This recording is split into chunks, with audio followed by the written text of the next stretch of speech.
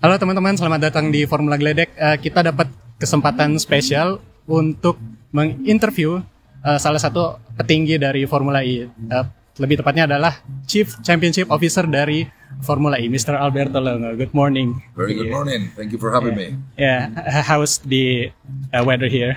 The weather is fantastic. I love it. You know, I'm from the south of Spain, so definitely having a little bit of a, hot environment.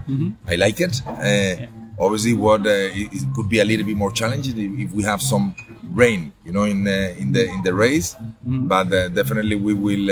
I would prefer not to have that rain. But even if we do have rain, it's going to be so entertaining and so fun to watch. Yeah. It's more hotter than yesterday, right? We were here yesterday, and it's definitely hotter. Yeah, today yes, but because when the sun comes out, obviously, we are. June, so definitely when the sun comes out, it's it's very hot.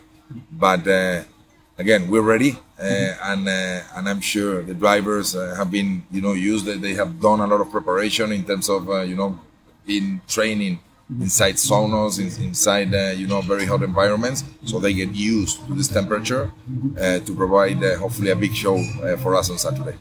All right. So how does it feel to be back in Jakarta for Formula E?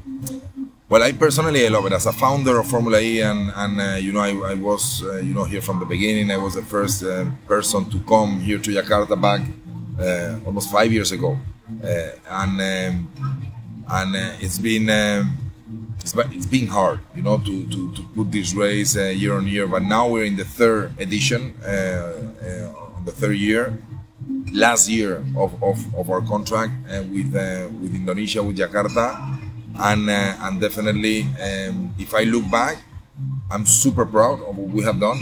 Create something from scratch, create a complete new brand. Into this country, amazing country of 280 million inhabitants. With the 10th biggest economy in the world, with a very clear target in 2060 to become net zero emissions.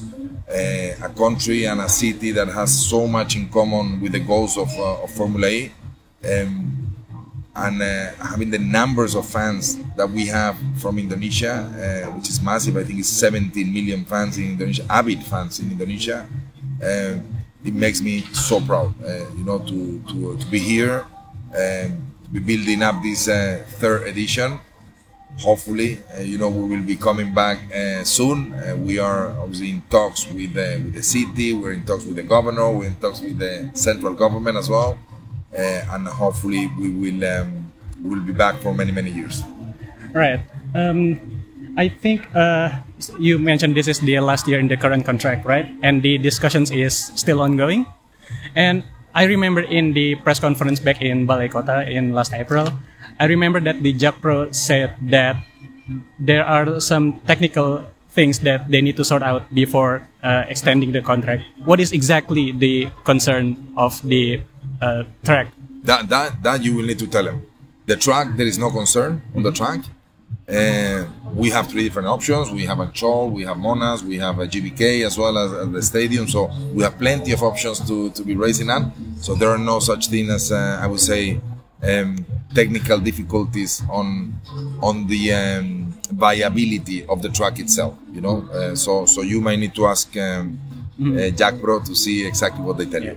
So you say it like implicitly that this track is still capable for future cars. We know the future cars are going to be faster with Gen 4. At the moment, all the simulations that we're doing is capable. I mean, would it be better to move to a different track that is more ad hoc, more specific for the Gen 4 cars?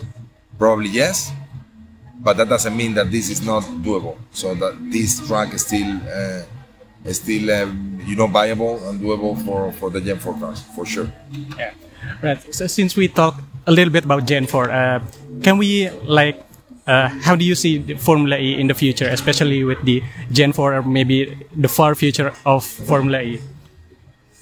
So listen, we have advanced so quickly, so fast, on the technology of those cars. Those cars, the big difference with the big brother of Formula 1 in Gen 1, in Season 1, was probably in the region of 25 to 30 seconds, the gap between one car and the other. Today, we're in the region of 12 to 13 seconds, which is amazing. You know that almost every year we're taking out 1 to 2 seconds difference, you know, on lap time.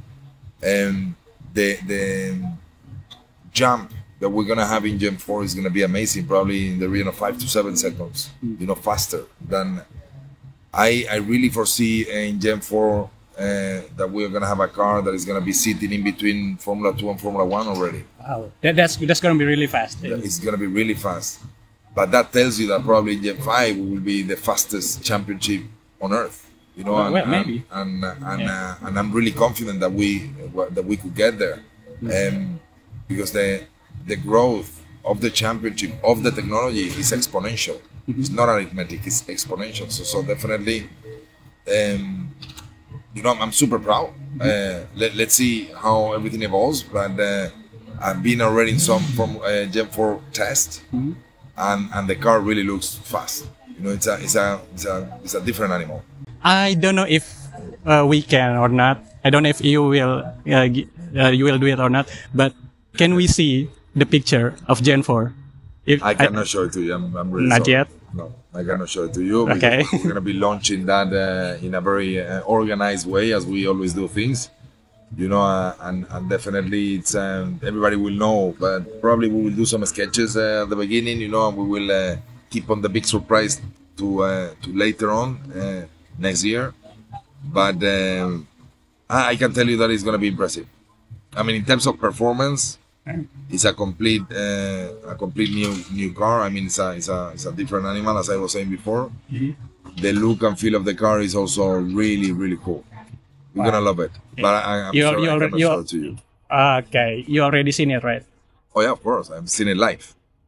I've been on the test, on an actual test of the car. Yeah, that's many tests actually. Yeah, so it will be launched next year, and will be used for season 13, right? The Gen 4. For season 13, yeah, exactly. Okay. Launch. We will probably do soft launches this year without showing the full car. Yeah. And then a mega launch next year. Yeah, we think we saw the teaser for the Gen 4, and it looks like, oh, this is going to be different than what we have seen in the Gen 1, 2, 3. Yeah. It will be like different, and it's also bigger, right? The car size. Yeah, it's becoming bigger. Yeah, I think it still have the agility that we were aiming with Gen 3. But definitely, you know, our car deserves to have a bigger battery, you know, because the energy obviously is bigger and bigger. We have 600 kilowatts, and we need a bigger battery, and that means that we're gonna have a bigger car, you know. But bigger car and more weight could mean a lot if the car, you know, go slower. But in this car is actually a bigger car with a bigger battery, bigger volume, but at the same time much faster, you know. And that's the good part about it, you know, because eventually all we can do is imagine if instead of having a battery, and I'm just putting some numbers out there, don't quote me on this because they are not the right ones. Imagine if we have 300 kilos battery. If you reduce the battery to 150 kilos, in one day you have the same car that is 150 kilos lighter. Imagine what the impact that will be on a lap time, performance. You know, on performance. So we can do that very easily. Okay, I think we still got a little bit time left, so we're going for final question. I know you're a busy man here. You're going everywhere. You got a lot of agenda, and you also got like a talk show later today. Right? All right. So last question is basically just outside of Formula E. What do you do in your free time? What do I do in my free time? I have 5 kids, so big family, and obviously a wife. So I do try to spend as much time as possible with them. It's challenging, I have to tell you, because I have my office in London, my family is in Madrid. I'm trying to commute, so to spend Monday to Friday in London, then weekends in Madrid, if I am not traveling. And I do travel probably more than 250 days a year. So not only for the races, but also to prepare to get those races ready. You know, I'm basically the one in charge of the calendar, the one in charge of talking to all the to different stakeholders in the different cities of the world. So that put me on a plane almost every other day, and that makes the more challenging, you know, to enjoy the family. But definitely, if you're asking me what would I prefer to do in my free time, if I had it, that would be to be with my family for sure. All right, I think that's the end of the interview. Thank you so much, Thank you Mr. so much. Alberto, Thank you. for your time. It's Very been a welcome. pleasure to talk with you, and you know, it's kind of rare experience to talk with like the highest ranks of Formula E. Thank you. Thank Yeah. you so much. Yeah, thank Appreciate you. it. Oke, Thanks a lot. oke, terima kasih buat teman-teman yang udah nonton. Kita ini interviewnya singkat banget karena emang kita dikasih jatahnya juga cuma sebentar. Jadi terima kasih buat yang udah nonton.